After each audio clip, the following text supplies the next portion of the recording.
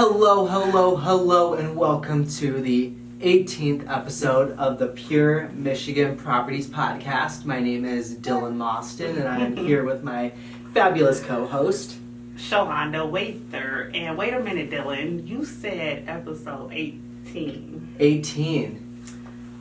Boy, oh boy. Remember when we did the first episode? Yeah. And I was so nervous.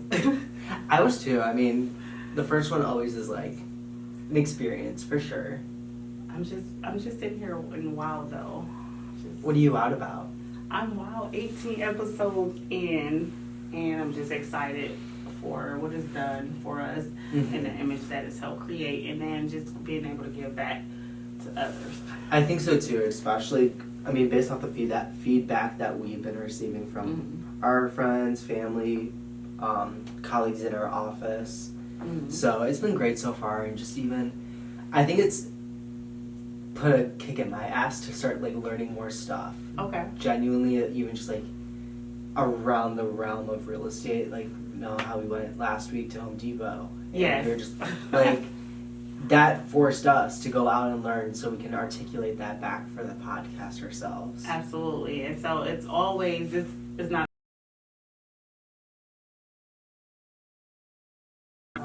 Yeah, just being able to learn new things every day. There's always something new.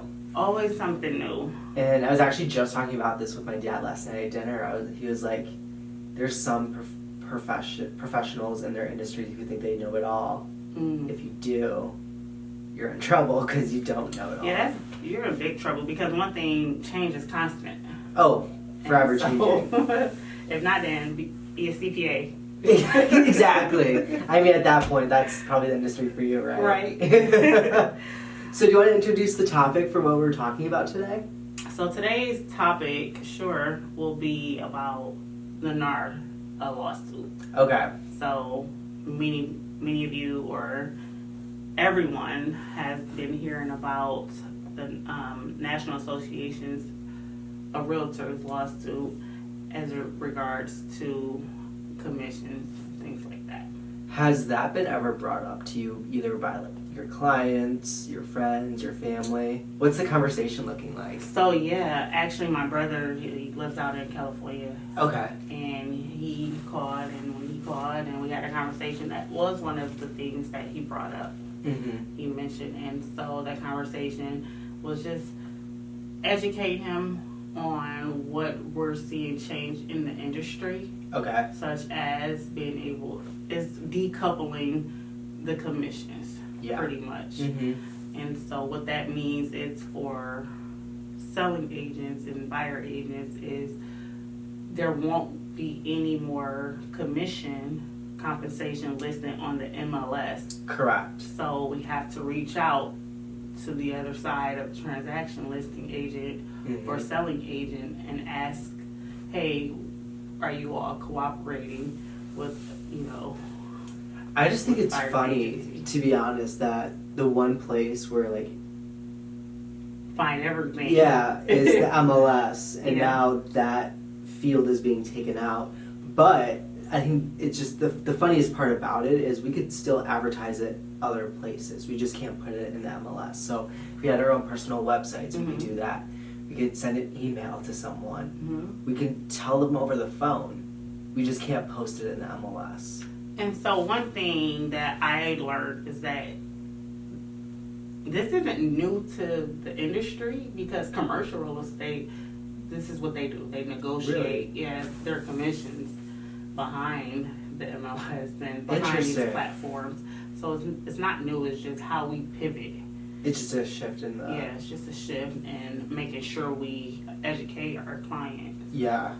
Because, I mean, that was the whole issue with the lawsuit, is that there was no transparency about how the commission breakdown flows. Correct. And then sellers didn't understand that if a commission is offered at 6%, and the way, if we decide in our business to split it up, is 3% to the listing agent and 3% to the buyer's agent. Sometimes that conversation was never had with the seller, and they're confused on wait, why is 3% going to a buyer's agent who didn't even represent me in the whole transaction? They represented the buyer and had their fiduciary duty. They didn't have a fiduciary duty to me, but I'm paying for it. Right. Is that a conversation you've been hearing? Because I've had that. So that's the conversation that I've been having. I haven't heard much about the, about that or the concern, but that is the conversation I'm having. Hey, this is what's happening. This is the cause. This is the reason why it's happening. And I believe too, the other side to it is because I've heard a few realtors and other professionals say that, hey, this is industry standard. It's not standard.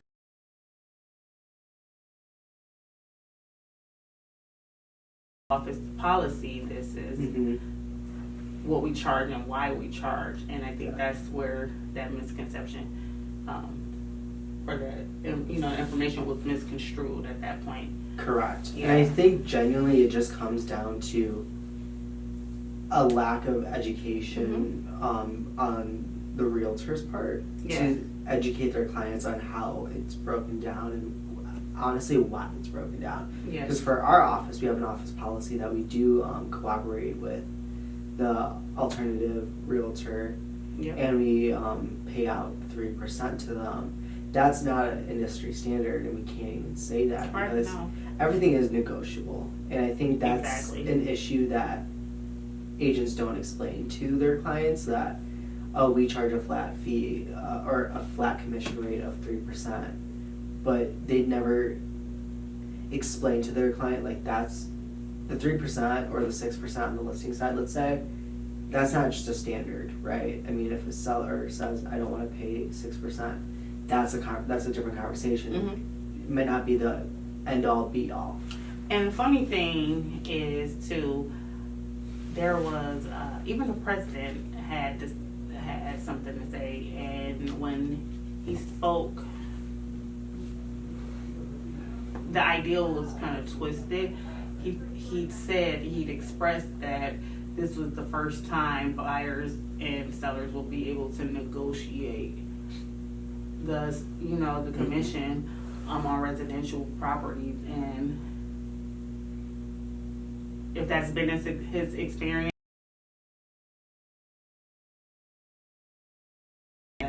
for others that's not, that's not the case. It's not the first time.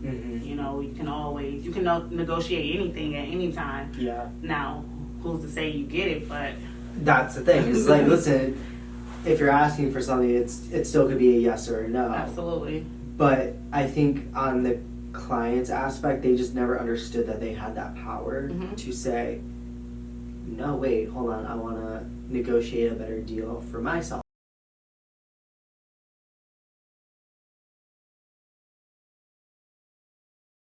Not, like I said, an end-all, be-all. Absolutely. And I think the way that sometimes the general public's perception is, it is the end-all, be-all. Like, you don't agree with something, then we can't get the contract signed. Listen, everything is negotiable. Yeah, terms are definitely negotiable. Yes. And what do you think some of the advantages will be for sellers to agree to those companies whose policies are that 6%? So because I actually had this conversation with a client who is listing their house, and funny enough, she's an attorney, so she knows all about this lawsuit.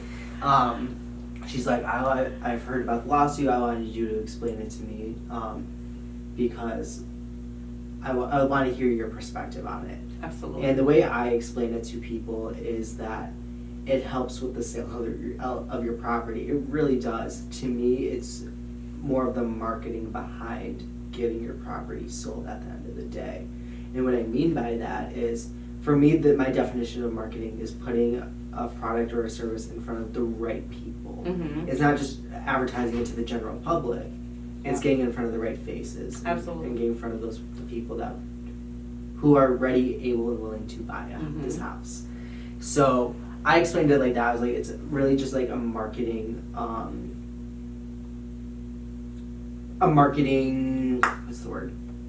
Advantage to selling your house, because that helps the affordability of the buyer to come in and say, okay, now I'm able to afford it because I don't have that upfront cost in my closing cost of paying that 3% commission or whatever that commission was negotiated to the buyer's agent.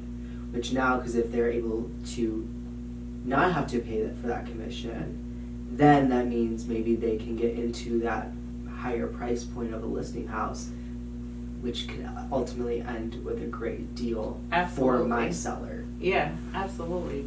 Because we already have, other factors to consider when bringing deals to the table and determining the cash to close and things like that. And so that does kind of alleviate that pressure and that extra, hey, from the buyer's perspective, hey, now I have to go bring more money to the table. Exactly. When essentially the buyer's compensation is the finder's fee. Yes.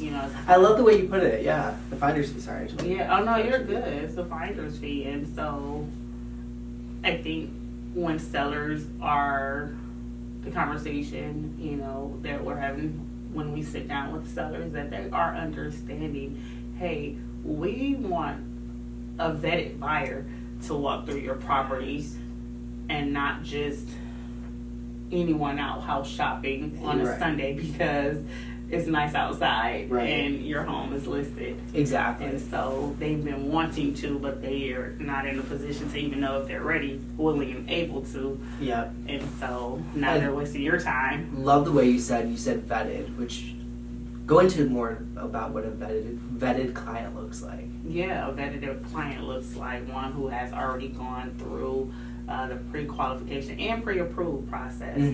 So now they know exactly what their buying capability is. Yes. And no one's spending time viewing properties, I hope, that they can't afford. Exactly. And so, but even in working with the realtor, on the realtor side, we're making sure that, hey, our clients understand, here's your buying power. Not only that you're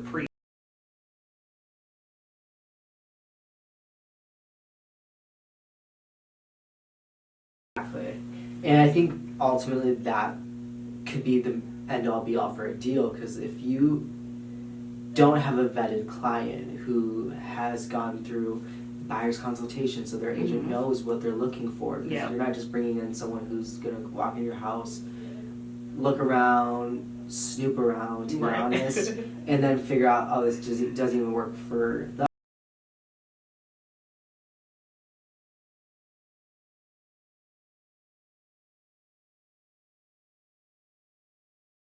approval letter saying that they had the capacity to buy a house like this.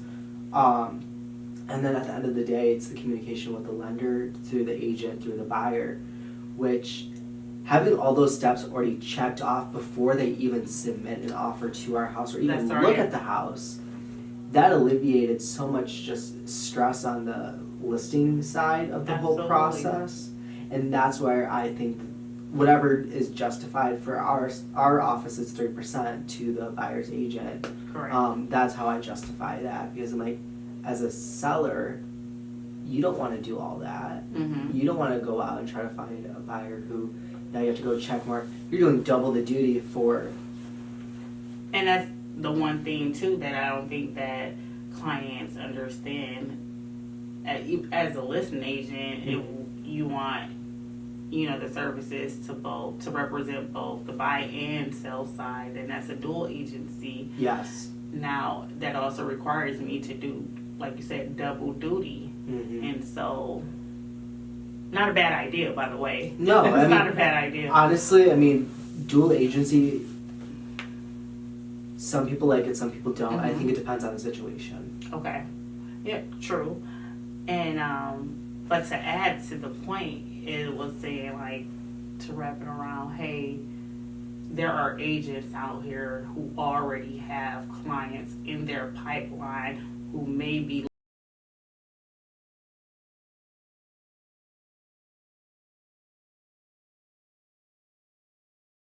for this property, and they have to, of course, be ready to run the race. Exactly. And for our office policy, it's 30%. Like, I think I believe it's justified for that, based off of all the work that the buyer's agent's doing. And I'm still holding the fiduciary duty to the seller, so I'm still making sure that they're covered on their end. It's not like I'm just leaving them That's high and right. dry, saying, okay, well, thanks. And Yeah. so let's even back up and talk about the consultation, because during the consultation, we're discussing the seller's net sheet. So different factors go into the seller's net sheet. And so if we can come with a ballpark number that works, then great. You know, give some negotiating power there. And then also for the buyers, it's like they think their mindset is the market that we're in, that the sellers have all the advantage already. Right. So how is it a win-win for, both parties? That's the thing, is how do we create that dynamic so that both parties are happy at the end of the day? Yeah, absolutely. That's one of our mottos, is win-win for Keller Williams. And That's right. genuinely, that's what I look for in any kind of conversation I have with either it's a buyer, a seller, or just someone interested in the real estate realm. Yeah. I mean, I've even had conversations with buyers who are like, "Oh, I want to lowball that." I'm like, that's not a win-win, though. I mean, I understand it's a win for you if you can get it accepted, but at their end, the seller's end, I'm speaking with the listing agent, kind of explaining what my buyers their thought process is, and seeing kind of like picking their brain a little bit. And they're like, that doesn't sound like a win to me. I'm like, okay, then fair enough. I understand where you're coming from. And I think that's, again, what this lawsuit was all about. Buyers and sellers, their mindset, the mutual understanding of how this commission works. Right. It just wasn't there. Let me ask you this. Do you think buyer's agency or co-op is going to go away? Do you think sellers are going to stop paying for buyer's agent's commission? Or do you think it's going to stay around? So, I know that's a good question. That's also a hard question to answer. That's a really good question, and it is a hard question. It's just about, I think, motivation to get your home sold. What are you willing to do? Where's the compromise? Where's the compromise? And so... Fair. What does it look like if buyer's agency commission goes away from the seller side? Well, that just means that buyers have to come to the table with more cash to close. And we're pretty much in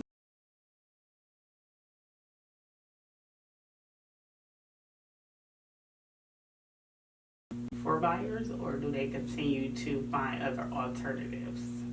So that's a conversation that I've even been having with a couple of my buyers who say, oh, we're going to be waiting until...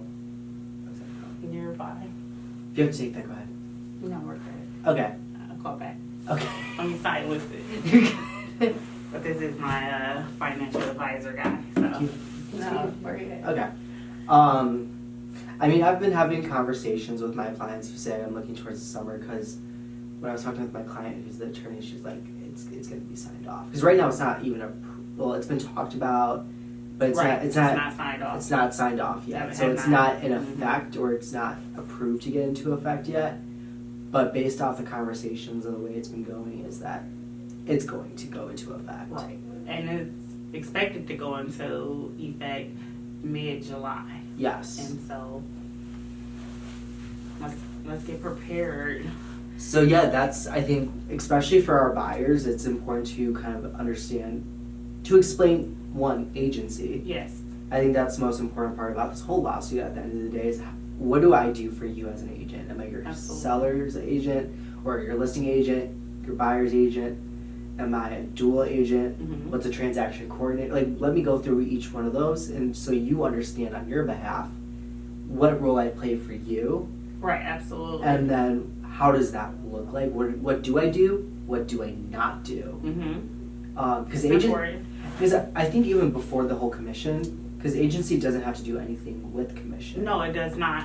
It does not have And I anything. think some people have that misconception that, oh, if I'm your buyer's agent, that means the listing agent's going to be paying for my. That doesn't mean that. No, that's not what that means No, at 'cause all. it doesn't. Those two don't go. Don't go together. Commission and agency do not overlap.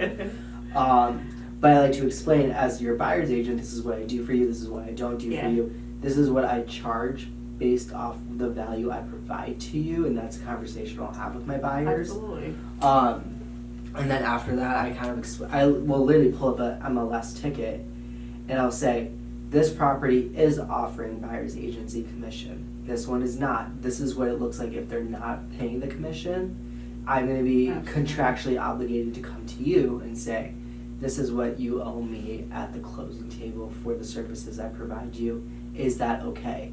And if they say no, fair enough. Then we'll look for a property that may be offering that compensation on my behalf to help alleviate that cost to you as a buyer. And not to scare anyone, but here's some of the conversations I also have been having, and that's around different solutions, just to address even what's going on in the current market. So I'm finding that more individuals are looking for other options, even with purchasing manufactured homes and just paying a lot fee. It's looking more affordable in that regard. But also a lot of conversation on, hey, it's just cheaper to build from the ground up. And so sellers, that's something that you have to be aware that you're up against, is those options. Because people are just counting their money. They're ready to move. They are ready to move. Yes. It just has to make sense for the buyers. It really does. I mean, it has to make sense for everyone, but yes, that makes that. Yeah, I like that. But especially for buyers, because the buyers that I work with are around my age, and I mean, sometimes they have money saved up, sometimes they don't. It depends on where they're at in their financial situation. So like that's why I think it's so important to have that conversation of what it looks like if you do owe me a commission contractually. If you don't, what does that look like also? Is that something you're willing to do? If not, then we can go a different route in this whole thing. Because there's different routes we can go down in this real estate journey. Yeah. And it's not just like bringing it all the way to the back. It's not an end all be all. Right. But it just starts with a conversation. It just starts with a conversation. We don't know what we don't know. Bingo. Until we learn. Exactly. And I think that's why we wanted to even highlight this conversation today on the podcast, because a lot of people are just reading headlines, but they're not reading the full story behind what's going on. But even the headlines have misconstrued the story. Yeah. And so just talk with a professional, I would say. Headlines just get you to it's look an attention grabber. That's all it is. It's just marketing at the end of the day. It's just to grab your attention. You read it and then you move along. You don't really read the full story. And the amount of conversations I've had, because my friends have brought this up, my family has brought this up, and they're like, "Oh, realtors are going away nowadays." I'm like, "No, we're not. No, we're not. We're stay and serve your request." So I love having this conversation just because I think you get to provide education to people and really break down the whole story of everything, because people just take bits and chunks. Yeah. And you get to lay it out in a way that's digestible for them to understand it, but also to make it make sense. Absolutely. And so I guess to wrap this whole conversation up, just to briefly touch on, the conversation again about the lawsuit that we're expecting, or that's happening here in the industry nationwide, right? So it's not just here in Michigan. True. That's important to know. I forgot to mention that. Yeah, and because of state laws, the direction of how we proceed may look a little different. Differently, right? Different. Yeah. Through the, the different states and everything. Right. Depending on your state. Exactly. Correct. And so, expecting mid-July for the lawsuit to actually be approved and for compensation requests to kind of change. I also want to throw in this beforehand because before we wrap this up. Yeah. But it also requires that we disclose our agency relationships up front with the buyer. We can't just show buyers houses without.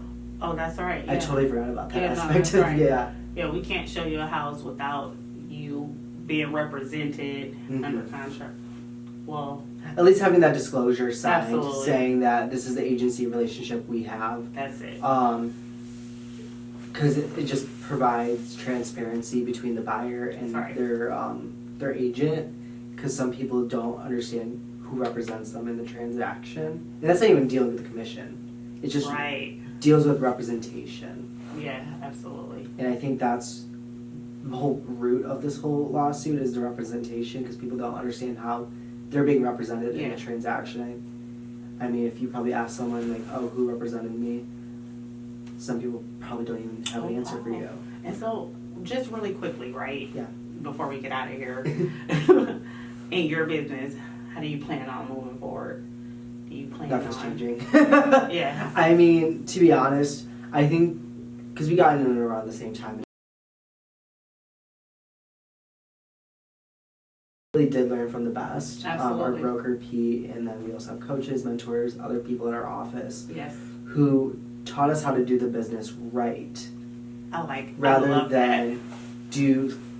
I hate to say this, but some agents take shortcuts, and those kind of agents are going to be the ones affected by this lawsuit because they're no longer going to be able to take those shortcuts. Indeed. To where we've always had to disclose our agency relationships with our clients, saying, I'm your buyer's agent, I'm your seller or listing agent, I'm your transaction coordinator, I'm your dual agent, right? Mm-hmm. That's always been a thing. It just has sometimes never been disclosed. And yeah, even for me and my business, like you said, nothing will change.